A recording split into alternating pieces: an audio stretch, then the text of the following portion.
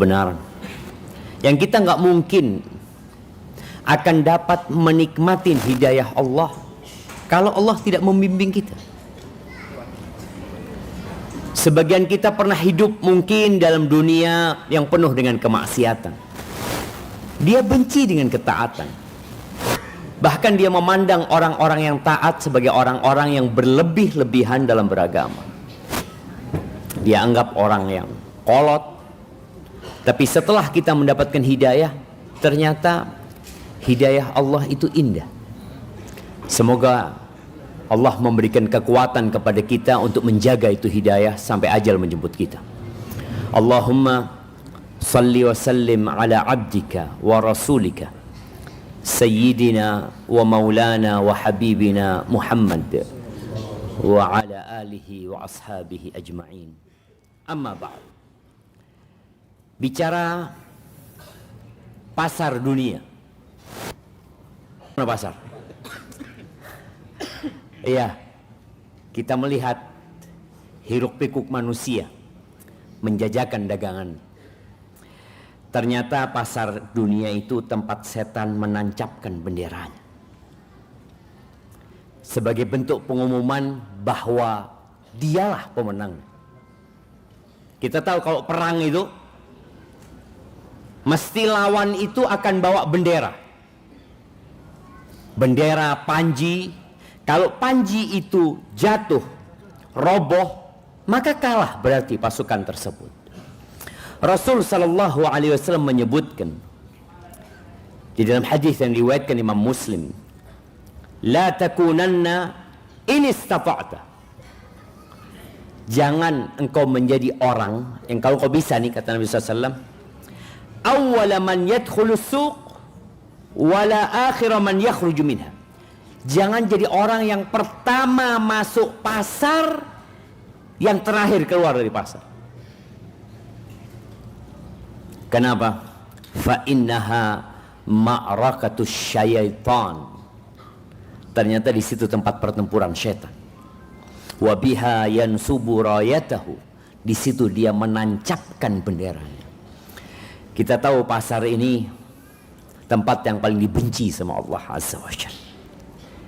Disitulah dusta dan kebohongan.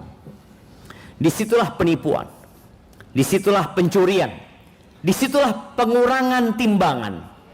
Disitulah letaknya riba.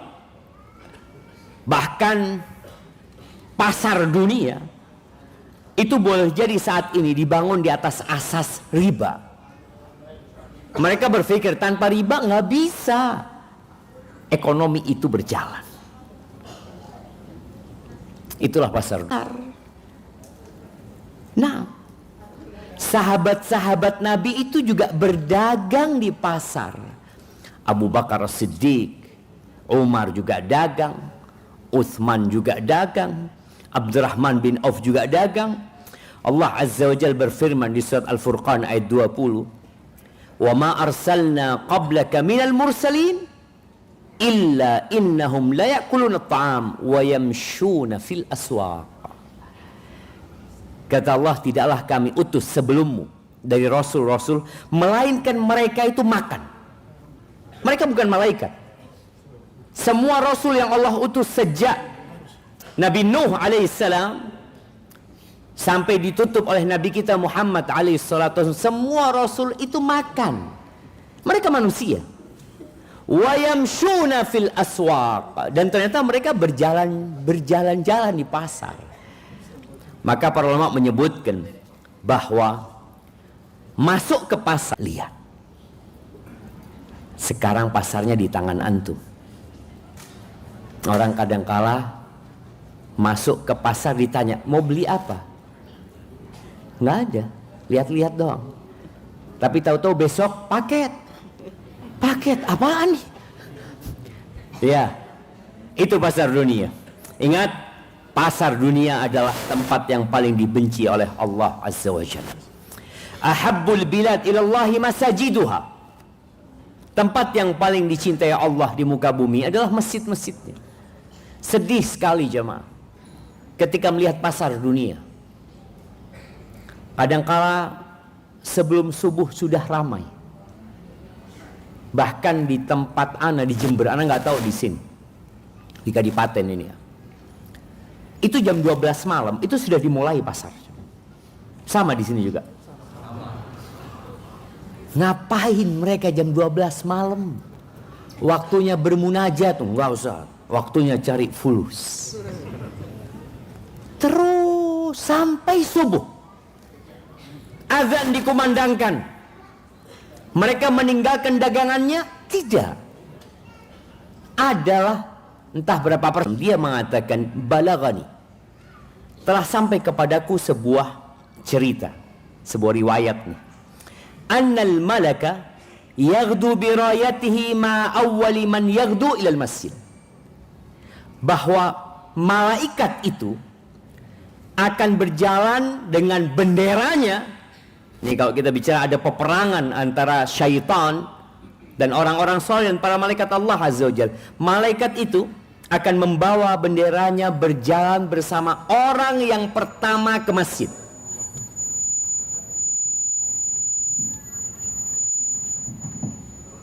Masya Allah. Mau ada pengumuman apa? Berjalan dengan orang yang pertama ke masjid. Usahakan jamaah, sekali-kali antum jadi orang yang pertama ke masjid. Yang antum datang ke masjid belum dibuka masjid. Mungkin antum merasa marah. Mana ini DKM-nya? Jangan, gak perlu marah antum. Ada malaikat yang bersama antum. Dia bawa bendera. Fala yazalu biha ma'ahu hatta yarji. Terus nih malaikat mendampingi orang ini dengan benderanya sampai pulang. Fayadkhulu biha manzilah.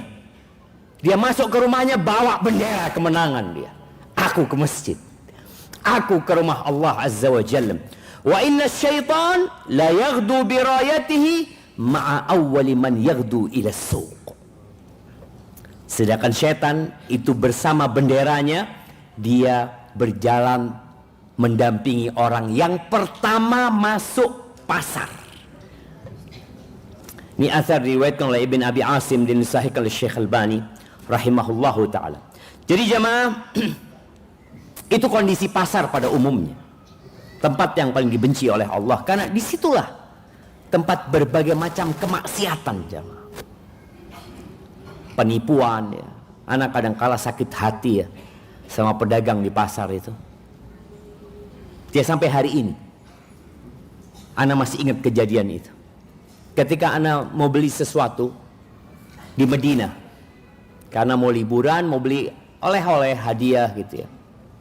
Ana beli satu barang, dia ngomong 12 real, ana tawar 8 real tadi ya. Modalnya nggak segitu tadi ya. Modalnya aja belum biasa kan pedagang kan seperti itu. Ya udah, ana pergi dipanggil jemaah. Ana heran, katanya modalnya nggak segitu, tapi kenapa dikasihkan? Apa dia jual rugi? Atau dia bohong? Jemaah, siapa yang pedagang di sini? At-tujar fujar. Kata Nabi SAW, para pedagang itu penjahat. Penjahat mereka. Itu jadi pedagang yang jujur. Jadi ustadz yang jujur ya mudah. Karena dengan kejujurannya orang tambah percaya sama dia. Tapi jadi pedagang yang jujur, dagangannya nggak laku. Di pasar itu tempat sumpah palsu. Wallah, wallahi, demi Allah, antum nggak akan nemu barang kayak gini nih. Ini paling bagus dan khusus buat antum. Ana kasih harga segitu. Ini khusus buat antum. Dia orang ke 100 ya mah. Jadi semua orang yang masuk ke tokonya khusus buat antum. Ya memang betul khusus buat antum sekarang gitu loh. Antum keluar datang orang baru, ini khusus buat antum.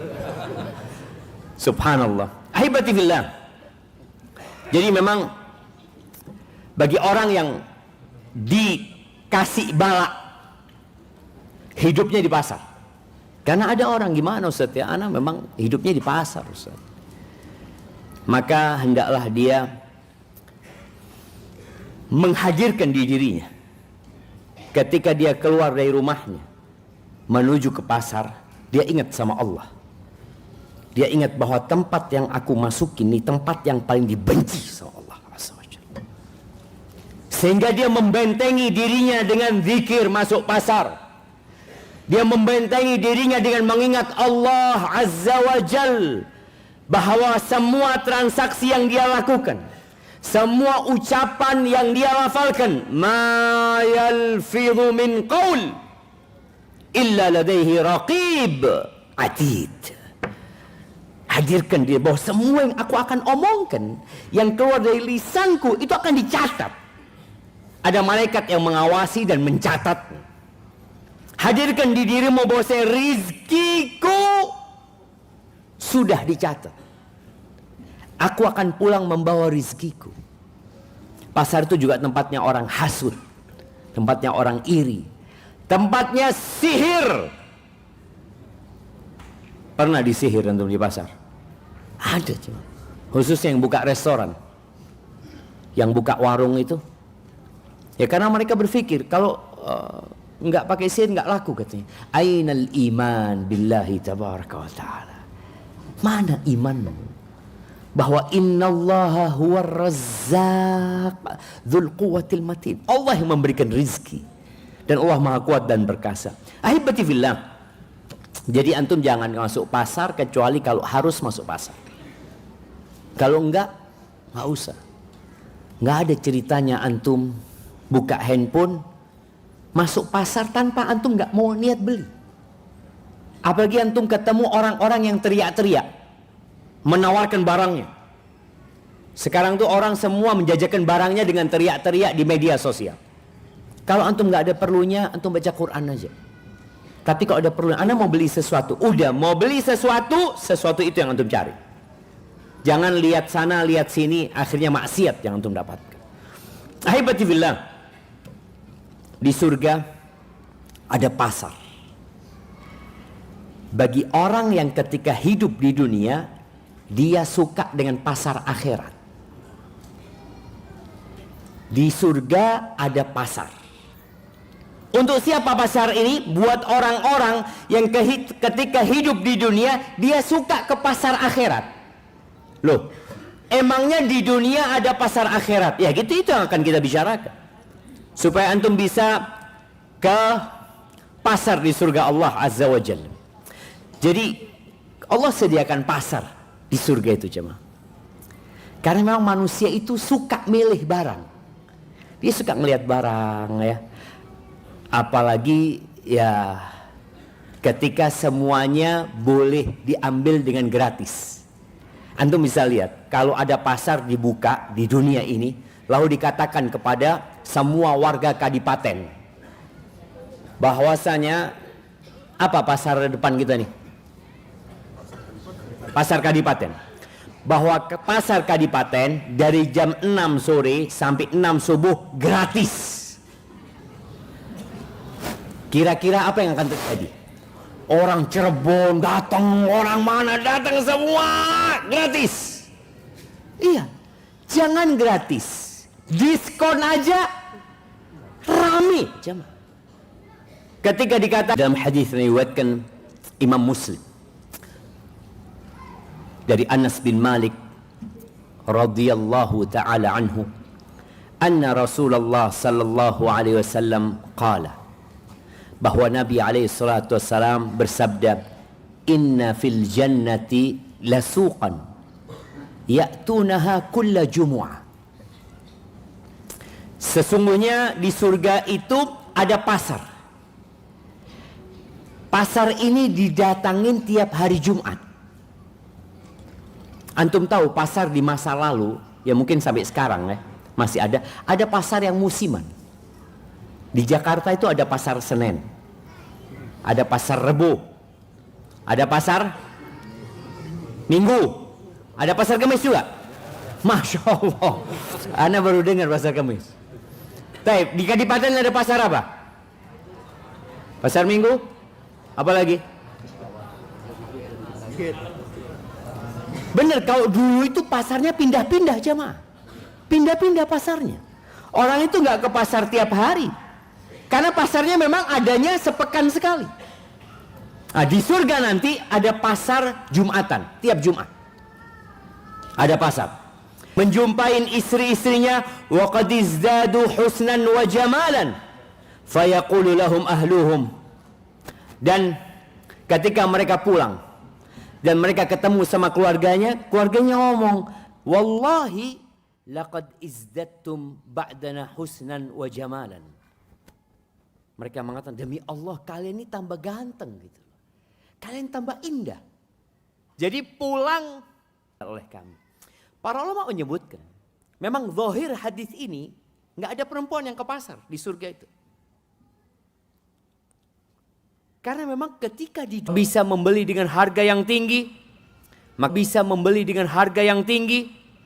maka ketahuilah pasar akhirat di dunia ini nggak ada rugi. Sedangkan kalau pasar dunia banyak orang yang tutup tokonya, banyak orang yang bangkrut di pasar dunia. Banyak orang kemarin ketika terjadi COVID selesai. Dia sudah buka toko banyak ya dengan harapan dapat penghasilan banyak, ternyata tutup. Tapi untuk pasar akhirat ini dijamin. Antum akan untung selalu. Kenapa? Antum akan untung selalu. Kenapa? Karena kita berdagang sama Allah. Kita kalau berdagang sama manusia itu pelit. Manusia itu harga paling tinggi. Paling tinggi. Terus apa dagangan kita yang mau kita jual ke Allah Azza wa Jal? Kita jual ke Allah Azza wa Jal diri kita. Allah Azza wa Jal mengatakan, innallaha ishtara. Sesungguhnya Allah membeli. Ishtara. Sesungguhnya Allah membeli. Ini dagang tuh. Kita bicara pasar akhirat nih, Allah beli. Beli dari siapa Allah dan apa yang dibeli sama Allah? Minal mu'minin. Allah membeli dari orang-orang yang beriman. Anfusahum wa amwalahum bi anna lahumul jannah. Allah membeli jiwa kita. Siapa yang ngasih jiwa kita? Allah. Allah membeli dari kita harta kita. Jadi kau ngantuk, Masya Allah. Ngantuk, Masya Allah. Ustadznya juga sama lah. Tapi ustadznya dikasih makan dari jamaah sebelum maghrib kita makan. Tadi Allah membeli dari kita jamaah. Sudah. Apa dapat surga? Di surga di dunia tadi kita capek, kita lelah. Di surga nggak ada capek, nggak ada lelah, nggak ada toilet di surga. Nggak ada ceritanya toilet. Antum sekarang kepingin makan, tadi lewat gitu ya. Ada jualan apa tadi? Ada martabak, ada nasi padang, udah kebayang tuh nasi padang tuh. Antum di surga ya Allah kepingin nasi padang di depan antum ya Allah. Datang nih, di sini nggak bisa. Ngomong sama panitia nggak dikasih juga. Nah, dan sistem dagang sama Allah, kita kasih 1, Allah kasih 10. Bahkan Allah kasih hilah itu investasi bodong. Dari awal antum harus tahu ini bodong. Siapa yang mau ngasih untung 30%? Antum gak usah kerja. Taruh 100 juta tiap bulan dapat 30 juta. Taruh dia 100 juta jemaah. Bulan pertama turun 30 juta. Masya Allah benar ternyata. Bulan kedua turun 30 juta. Masya Allah benar ternyata. Maka ketika ada seorang di masa Nabi SAW, dia bawa 1 ekor onta yang sudah dikasih pelana, siap untuk berjihad. Lalu dia mengatakan, ya Rasulullah, hadhihi fi sabilillah. Dia cuma bawa 1 jemaah. Dia mengatakan ini di jalan Allah. Apa kata Nabi SAW? Laka biha yaumal qiyamah 700 naqah kulluha makhtumah. Ya Allah, Allah itu baik banget ya. Ini sahabat dapat 700 ekor onta. Ahibati fillah, 1 butir kurma itu bisa Allah jadikan seperti gunung. 1 butir kurma. Maka jangan pernah meremehkan berdagang sama Allah Azza wa Jalla. Kayak nih, antum duduk bareng sekarang nih. Kadangkala ada satu orang lapar. Dia udah bawa roti kek atau apa. Bismillah. Nggak nawarin yang kanan, yang kiri dia. Cuma satu. Bagi dua. Kata Nabi SAW, ittaqin nar walau bisyiqqi tamrah. Selamatkan dirimu dari api neraka. Hasil yang baik. Dari hasil yang halal. Wala yaqbalullah illa tayyib. Ingat, Allah nggak terima kecuali yang baik ya. Antum mau sedekah banyak, 1 M, 2 M, 1 triliun, kalau nggak baik ditolak sama Allah Azza wa Jalla. Tapi antum sedekah 1000 dari hasil yang halal, Allah akan terima. Wa innallaha yataqabbaluha biyaminihi. Allah akan menerima dengan kanannya. Thumma yurabbiha li sahibihi. Kemudian nih satu kurma ini akan dikembangkan sama Allah untuk yang ngasih tadi itu. Kama yurabbi ahadukum fuluwahu. Sebagaimana seorang di antara kalian ketika merawat anak kudanya. Ketika dia punya anak kuda, dia besarin kuda itu, akan jadi mahal nih kuda nanti. Hatta takuna mithlal jabal. Satu kurma itu akan jadi seperti gunung buat dia. Kita berdagang sama Allah, jemaah. Antum tahu seteguk air. Ya Allah ya. Allah itu maha baik, jemaah. Cuma kita banyak dosanya sama Allah. Dia cuma ngasih seteguk air. Kata Nabi SAW, bainama kalbun yutifu bi raqiyatin kada yaqtuluhu al-atash. Ketika ada seekor anjing yang dia keliling pelacur, dia lepas sepatu, pelacur, dia lepas sepatunya. Dia turun ke sumur itu, dia ambil itu air. Di riwayat lain dikatakan dia gigit sama mulutnya. Dia naik ke atas ya mah. Kemudian dia berikan kepada anjing ini. Allah ampuni dosanya. Ini pasar akhirat yang ada di dunia. La tahqiranna minal ma'rufi syai'an. Jangan pernah antum meremehkan kebaikan sedikit apapun. Tadi kita dagangnya sama Allah Azza wa Jalla. Tetesan air mata. Bekas debu di jalan Allah dihargai penyelamatan dari api neraka. Kata Nabi SAW, la yadkhulun nar ainun bakat min khasyatillah. Nggak akan masuk neraka. Mata yang meneteskan air matanya karena takut sama Allah Azza wa Jalla. Kita mungkin pernah menangis. Tapi adakah tetesan air mata kita yang karena takut sama Allah? Kebanyakan kita menangis disebabkan bersedih hati. Iya. Kita terharu, kita nangis. Tapi adakah sepanjang hidup kita yang kita menangis karena takut sama Allah? Sebagaimana Nabi SAW, orang yang takut kepada Allah dari hamba-hambanya itu hanya orang yang punya ilmu. Maka jangan berhenti antum mengenal Allah, belajar tentang Allah Azza wa Jalla. Kemudian hatta ya'udal labanu fi dhara' ya. Nggak akan pernah dia disentuh sama api neraka sampai susu itu kembali kepada tempat susunya di kambing situ. Di wadah susu yang ada di kambing itu. Wala yajtami'u dukhanu jahannam. Wa hubarun fi sabilillah fi min khair fi man khirai abdin au qadami muslim. Nggak mungkin kata Nabi SAW. Debu yang dihirup oleh seorang hamba dalam jihadnya di jalan Allah ya, itu akan bergabung dengan asap api neraka. Nggak akan terjadi itu. Maka berjuanglah menuju kepada Allah Azza wa Jalla. Datanglah kepada Allah di sepertiga akhir malam. Allah tuh turun ke langit dunia. Allah ngasih penawaran sama kita aja. Kita itu kadangkala, ana nggak ngomong antum ya, ana kadangkala alarm itu bunyi jam 2. Tapi ana ngomong bentar lagi lah, mungkin 2:30. 2:30 bunyi, bentar lagi lah jam 3. Kadangkala sampai subuh nggak bangun. Padahal Allah lagi ngasih penawaran tinggi buat kita. Kita tuh kalau punya barang, ada orang yang ngasih penawaran tinggi, kita akan kejar. Antum mau ambil berapa? Oh, ditawar fulan 1 juta, ana tawar 10 juta, antum gak kejar dia. Dan Allah Azza wa Jalla turun ke langit dunia memberikan penawaran, mengatakan, hal min mustaghfirin fa'aghfir lahu. Apakah ada dari hamba-hambaku yang mau minta ampun sama aku? Aku ampuni dia, kata. Allah ngasih penawaran itu.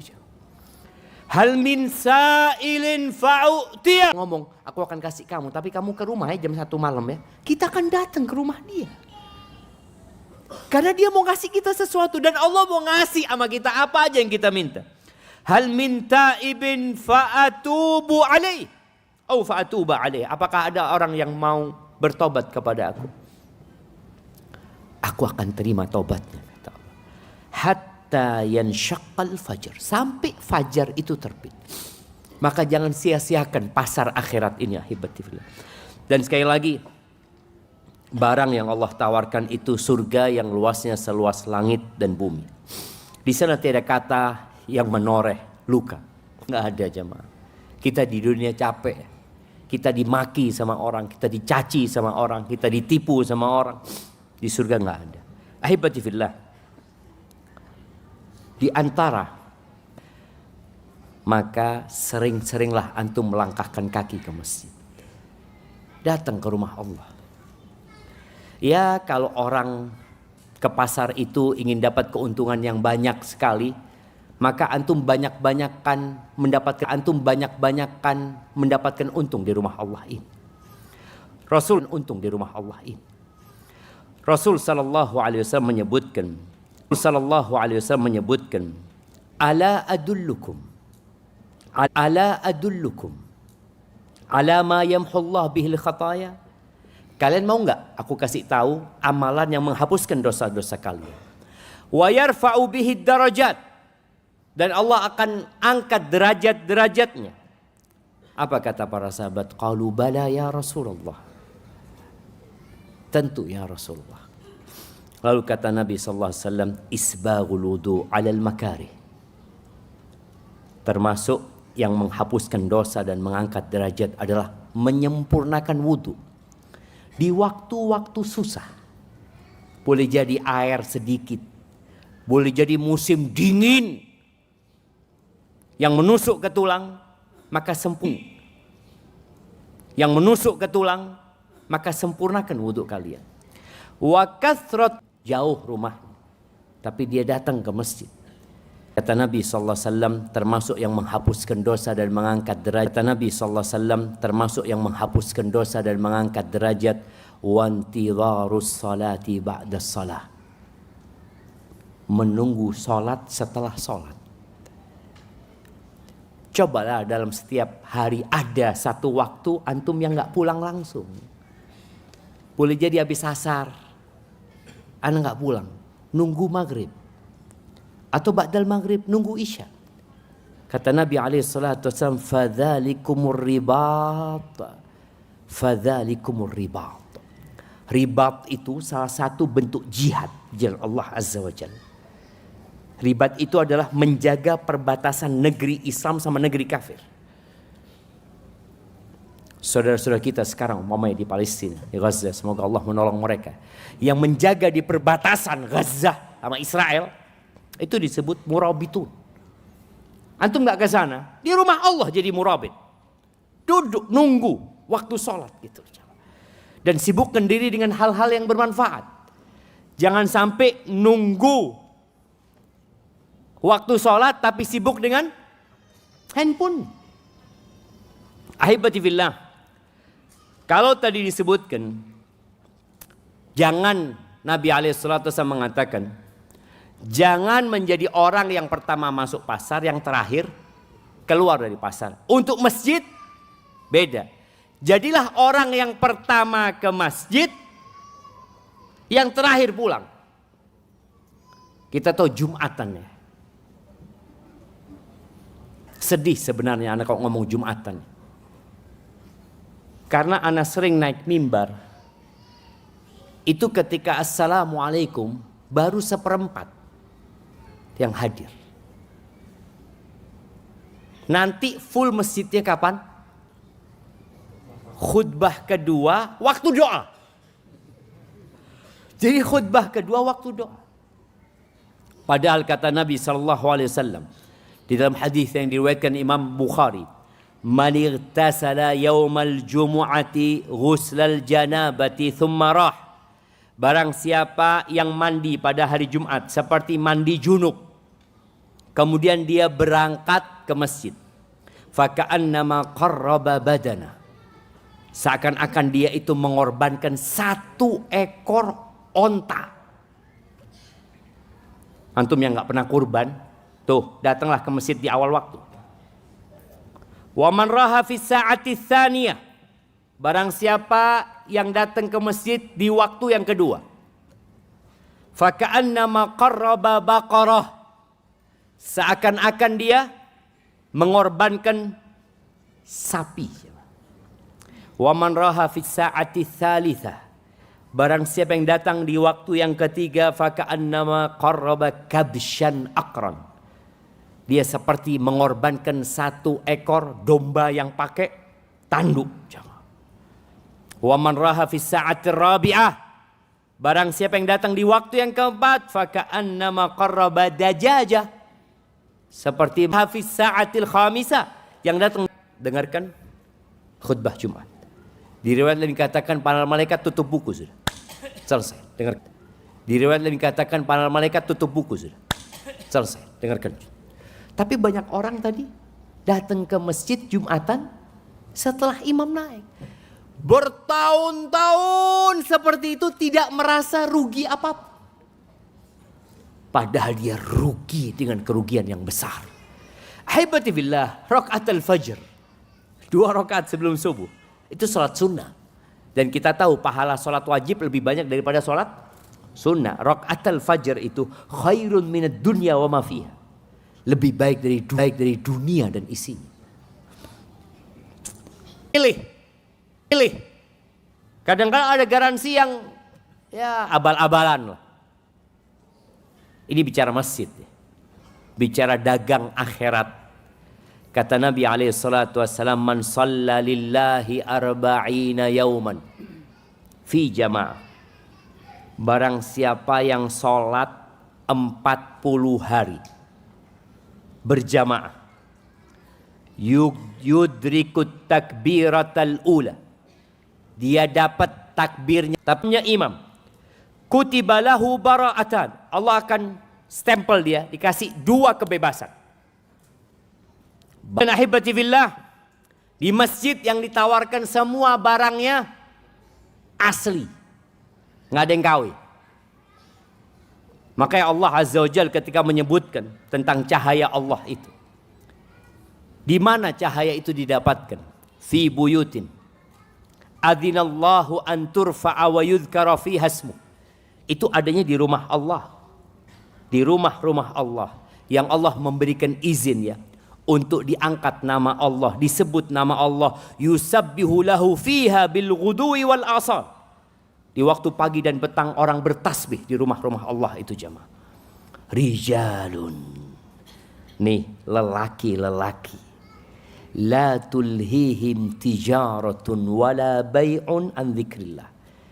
Mereka adalah orang-orang yang tidak terlalaikan karena perdagangan dunia, karena jual beli dunia dari mengingat Allah. Man tataqallabu fihil qulub wal absar. Mereka takut dengan hari di mana hati dan pandangan itu berbolak-balik. Apa mereka? Adalah orang-orang berkumpul di salah satu rumah dari rumah-rumah Allah. Yatsluna kitab Allah. Mereka membaca Al-Quran. Wa yatadarasunahu bainahum. Mereka mengkaji Al-Quran di antara mereka. Apa yang akan mereka dapatkan? Illa nazalat alaihimus sakinah. Melainkan sakinah itu akan turun. Makanya sebagian orang itu kalau di rumah nggak bisa tidur, waktu kajian bisa. Jadi tidur waktu kajian itu dari setan jemaah. Nah, tenang, maksudnya dia mendapatkan kedamaian, dibacakan ayat-ayat Allah, dibacakan hadis-hadis Nabi, dia senang Tenang jemaah. Nazalat alaihimus sakinah wa ghasyiyatuhumur rahmah. Rahmat Allah akan meliputin mereka. Wa haffathumul malaika. Malaikat itu hadir loh siapa? Antum bisa bayangin. Di sekeliling antum ini ada malaikat. Coba antum lihat. Mereka nggak kelihatan. Tapi dengan iman kita yakin mereka hadir di tempat ini. Wa dzakarahumullah fi man indah. Dan Allah akan menyebut-nyebut kita di sisi malaikat-malaikatnya di sana. Terus jemaah, ada onta gemuk dan besar yang akan diberikan kepada antum. Dengan cara apa? Ini rumah Allah ini. Kata Nabi alaihi salatu wassalam, ayyukum yuhibbu an yaghduwa ila Buthan awil Aqiq. Siapa di antara kalian yang mau berangkat ke pasar? Jadi ini ada dua pasar di Madinah yang terkenal, pasar Buthan dan pasar Aqiq. Fayakhudana qatain kaumawain zahrawain bi ghairi ithmin billahi azza wa jalla wala qat'i rahim. Siapa di antara kalian yang mau berangkat ke pasar Buthan Aqiq itu, di sana dia ngambil 2 ekor onta yang besar, yang gagah-gagah tanpa dosa. Artinya halal dia dapat itu tanpa memutuskan silaturahim. Apa kata para sahabat? Kulluna ya Rasulullah, kita semua mau ya Rasulullah. Apalagi sahabat pada waktu itu banyak yang miskin ya. Ditawarin dapat 2 ekor onta. Apa kata Nabi SAW? Fal ayyaghdu ahadukum kulla yawm ilal masjid. Ketika seorang ini berangkat ke masjid tiap hari, dia berangkat di waktu pagi umpamanya, waktu sore dia berangkat ke masjid, fayata'allamu ayataini min kitabillahi azza wa jalla. Kemudian dia belajar 2 ayat. Belajar 2 ayat dari kitab Allah. Khairun lahu, itu lebih baik min naqatain wa in thalathun fathalah. Itu lebih baik dari 2 ekor onta. Kalau engkau belajar 2 ayat. Kalau engkau mengkaji 3 ayat, maka itu lebih baik dari 3 ekor onta. Sebanyak ayat yang kau pelajari, itu lebih baik daripada onta-onta. Sejumlah onta-onta dengan ayat yang antum baca. Antum mau nggak kalau pahalanya di dunia? Mau nggak? Siapa yang mau? Belajar 2 ayat dapat 2 ekor onta. Siapa yang mau? Nah, antum mau? Ana kasih hadiah antum. Itu yang, nah, nggak apa-apa. Ada 2 orang yang angkat tangan, kasih lagi dia. Belakang situ. Ana mau tanya sama bapak yang pakai baju biru ini. Itu kasihkan ke belakang. Mau ditaruh di mana ontanya pak?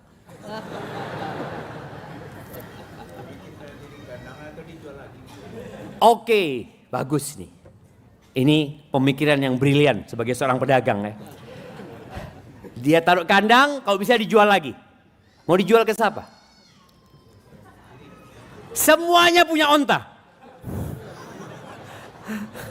Loh kalau baca 2 ayat dapat 2 ekor onta, semua orang akan baca. Semua di masjid akan punya onta. Pulang dari masjid bawa 2. Mau ditaruh di mana katanya? Mau dijual, ternyata semua orang baca 2 ayat juga. Ada yang baca 10, dapat 10 ekor onta. Capek antum jawab. Dijual Ustaz. Siapa yang mau beli? Nggak ada yang mau beli. Karena semua orang sudah punya onta. Oleh karena itu pahalanya bukan di dunia. Kalau pahala itu diberikan di dunia, berhenti berputar roda. Ya kalau duit kan enak Ustaz. Oke, kalau antum baca 2 ayat, dapat 1 ayatnya 10 juta. Enak apa enggak?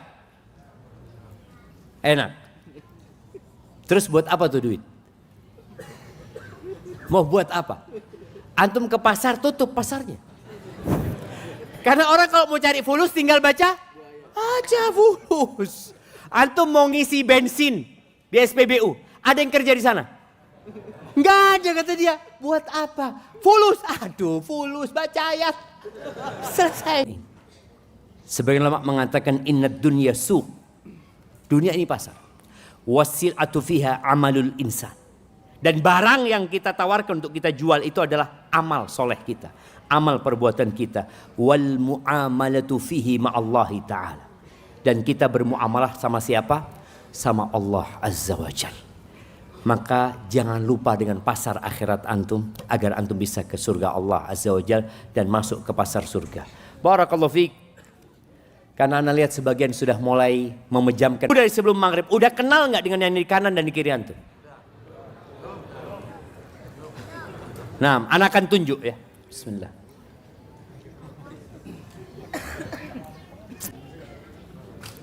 Siapa namanya?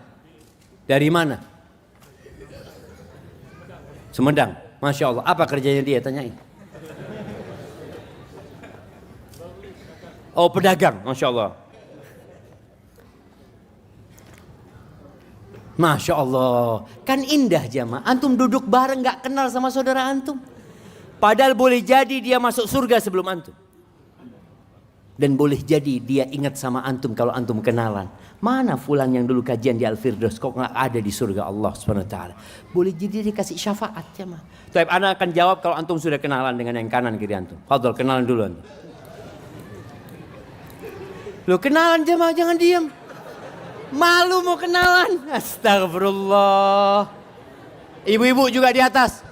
Ibu-ibu kenalan sama yang di kanan dan di kirinya.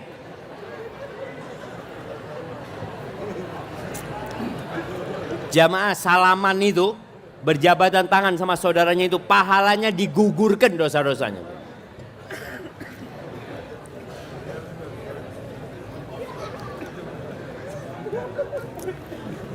Naam. Udah. Anak akan tunjuk lagi ya. Jangan jamaah. Usahakan ketika antum datang ke masjid, awal datang, assalamualaikum, ahlan wa sahlan. Kenalkan diri antum. Kemudian tanya dia dari mana. Ini ada pertanyaan dari mak-mak nih. Suami gak ke masjid, tapi punya anak laki-laki yang harus diajarkan ke masjid. Apakah ibunya yang harus mengantar anaknya ke masjid? Mengingatkan suami sangat susah. Iya.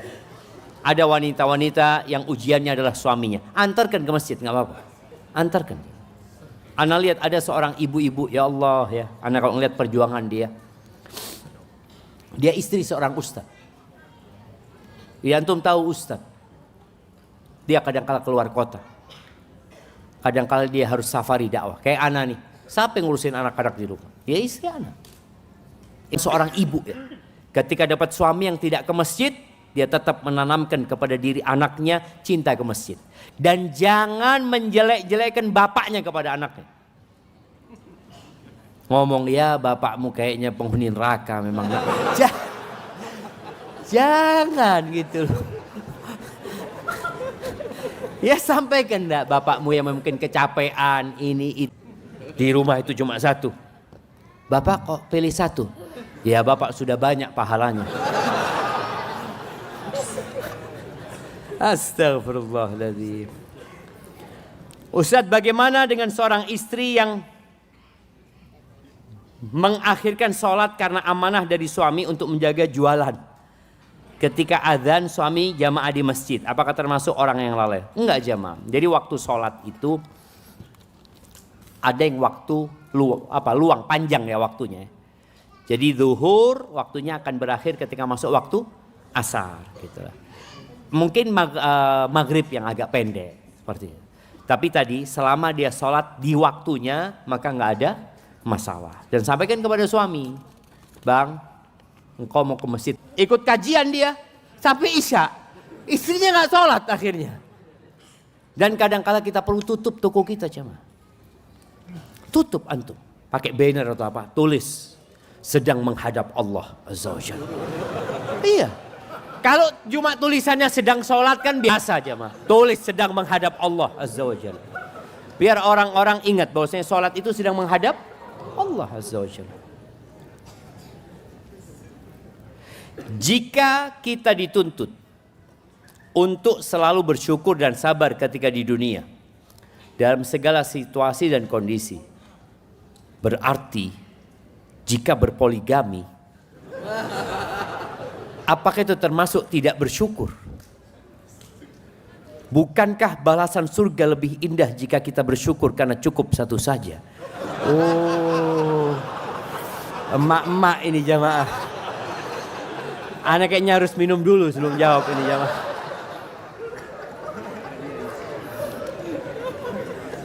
Hadiah buat yang tanya. Ini emak-emak yang tanya. Oh, kasih tas. Oh, nanti yang tanya itu ambil, hubungin panitia ya. Anda taruh di sini pertanyaannya.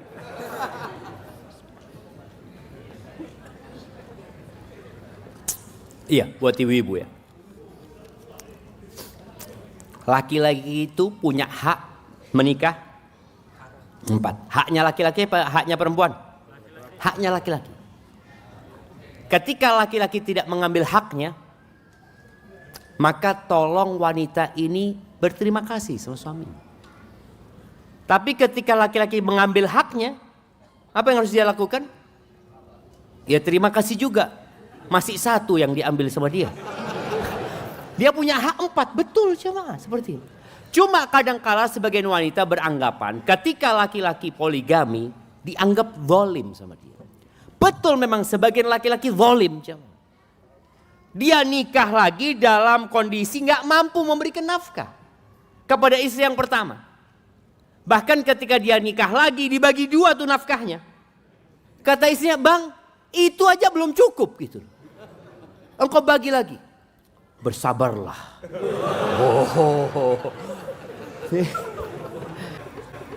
Iya, itu bagi yang mampu. Dan 1, anak punya 4 semua kayak gitu. Masalah semuanya. Ya memang hidup itu masalah, jamaah. Jadi kudu sabar memang orang. Jadi buat laki-laki tadi yang dia merasa gak mampu, jangan. Supaya jangan sampai antum rugi di akhirat nantinya. Kadangkala antum itu dibakar-bakar sama temennya. Ayo, antum mesti 1 kata dia. Kalau antum mau poligami gara-gara didorong, bahaya antum. Nanti jatuh terprosok gak bisa bangun antum. Betul. Tapi kalau antum memang merasa enggak, kayaknya ana perlu, Ustaz. Ana butuh. Bukan karena dorongan orang lain, semoga Allah mudahkan urusan antum. Tapi kalau gara-gara dipanas-panasi sama sohib, jangan. Seperti itu. Dan buat ibu-ibu ketika suaminya tadi nggak poligami, tolong hormatin suamimu. Ketika suami poligami, ya tetap kau hormati. Karena dia tidak mendolimin dirimu. Dia mengambil haknya. Faham? Oh, cocok Ustadz ini. Antum jangan cocok-cocok ya mah. Iya. Dan Nabi SAW menghadapi istri-istrinya capek. Capek. Beliau sabar. Sampai Allah itu menegur Nabi. Allah mengatakan, ya ayyuhan Nabi. Ya Allah, Allahumma salli wa sallim ala nabiyina Muhammad. Allah mengatakan, ya ayyuhan Nabi. Lima tuharrimu ma ahallallahu lak. Tabtaghi mardata azwajik. Wahai Nabi, kenapa engkau mengharamkan yang halal buat engkau? Gara-gara engkau ingin menyenangkan istri-istrimu. Nabi capek menghadapi istri-istrinya. Lelah. Sampai Nabi SAW pernah bersumpah tidak mau mendatangi istrinya selama 1 bulan. Wallahi kalau karena nafsu dia akan berzina. Nikah itu, ana merasakan bagaimana beban bertambah. Bagaimana dia harus menghadapi mertua. Bagaimana dia harus menghadapi ipar-ipar. Bagaimana menghadapi omongan orang. Yang dikatakan orang yang poligami itu orang yang zalim, ini itu macam-macam. Itu ada omongan itu. Ketika orang berzina selesai. Dia salurkan syahwatnya, selesai. Gak ada tanggung jawab lagi dia. Cuma dosa yang dia kerjakan. Tapi ketika dia menikah dengan seorang wanita. Dia harus mengemban tanggung jawab itu. Capek, dia lelah. Tapi mau gimana? Dan semua wanita itu bengkok. Memang kudu sabar gitu. Maka ibu-ibu kalau menghadapi suaminya yang poligami. Tapi dia mampu berlaku adil, sabarlah. Ketika engkau merasa berat ya. Apalagi ada setan-setan poligami. Ketika tahu temannya di poligami, dia datang. Kamu kok mau? Kalau saya sudah gugat cerai. Betul jamaah. Atau datang mengatakan, ya Allah kesian, kamu kurang apa? Memang suamimu gak tahu diri. Jadi Allahu Akbar. Tuh suamiku Masya Allah gak poligami. Kadang-kadang seperti itu. Gimana cara menyiasati suami atau menasehati suami yang mendengar adzan masih asyik dengan HP-nya? Anti kalau punya suami kayak gitu, anti duduk di sebelahnya. Pijet dia, terus bisiki dia, bang, udah adzan bang. Lalu suaminya noleh katanya, aku nggak tuli.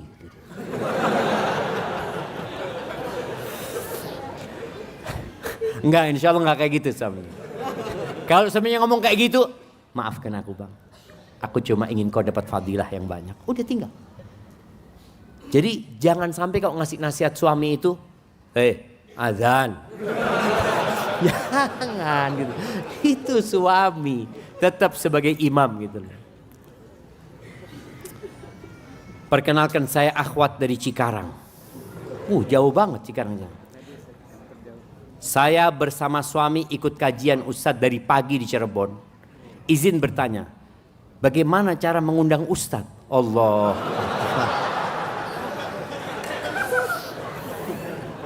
Allahu Akbar syama. Ya, ana terus terang, ana sering dimarahin sama istri ana. Karena dia mengatakan, bang, ayolah jangan sering safar. Betul memang jemaah. Ana berangkat dari hari Jumat, Sabtu, nih sampai malam kayak gini. Ntar berangkat ke Jakarta, akhirnya kecapean, Senin harus ngajar ya. Maka buat orang yang ingin ngundang ana, satu yang harus dia lakukan. Banyak-banyak berdoa. Semoga Allah berkahin waktunya Ustadz dan Ustadz ingat sama Cikarang tadi. Barakallahu fikum. Maksud dari dilipat gandakan 10 bahkan 700 kali lipat. Kebaikan seperti apa? Apakah kebaikan itu diberikan Allah kepada hambanya di akhirat saja atau di dunia? Iya, kalau bicara seorang beramal soleh, Allah Azza wa Jalla mengatakan, man amila salihan min dzakarin au untha. Barang siapa yang beramal soleh dari kalangan laki-laki atau wanita, wa huwa mu'min, dengan syarat dia beriman, Allah akan kasih balasan di dunia dan di akhirat sebenarnya. Allah katakan, falanuhyiyannahu hayatan thayyibah. Kata Allah, kami akan berikan kepada dia penghidupan yang baik di dunia. Walanadziyannahum ajrahum bi ahsani ma kanu ya'malun. Dan kami akan berikan pahala yang lebih baik kelak di akhirat dari apa yang mereka kerjakan. Jadi di dunia dikasih balasan. Tapi balasan di dunia itu ya akan ditinggalin. Di antara hayatan thayyibah yang disebutkan oleh para ulama adalah segala bentuk kebaikan. Salah satunya adalah qanaah. Orang ini dikasih menerima dengan kondisi yang ada. Jadi bukan kebaikan dikasih kekayaan, enggak. Para nabi gimana hidup mereka? Secara ekonomi susah, tapi mereka dikasih yang namanya qanaah. Bagaimana Nabi kita Muhammad alaihi salatu wassalam ketika beliau tidur di atas ranjang yang dari tikar yang kemudian membekas di lambung Nabi alaihi salatu wassalam. Umar kemudian menangis, mengatakan, ya Rasulullah, tuh Kaisar Romawi, itu Kisra Raja Persia, hidup bergelimang harta dan kemewahan. Mereka bernyaman-nyaman, berlezat-lezat. Engkau seperti ini ya Rasulullah. Apa kata Nabi SAW? Mali walid dunya. Apa urusanku sama dunia, Umar? Innama mathali wa mathalud dunya karakibin istadhalla tahta syajaratin thumma raha wa tarakaha. Permisalanku sama dunia ini, Umar, seperti orang yang sedang naik kendaraan. Kemudian dia istirahat di bawah pohon. Sebentar kemudian dia pergi meninggalkan dunia selama-lamanya. Iya. Nabi berapa lama hidup di dunia? Hanya 63 tahun. Baik, berapa lama beliau hidup di kuburnya sekarang? Siapa yang mau jawab? Nah,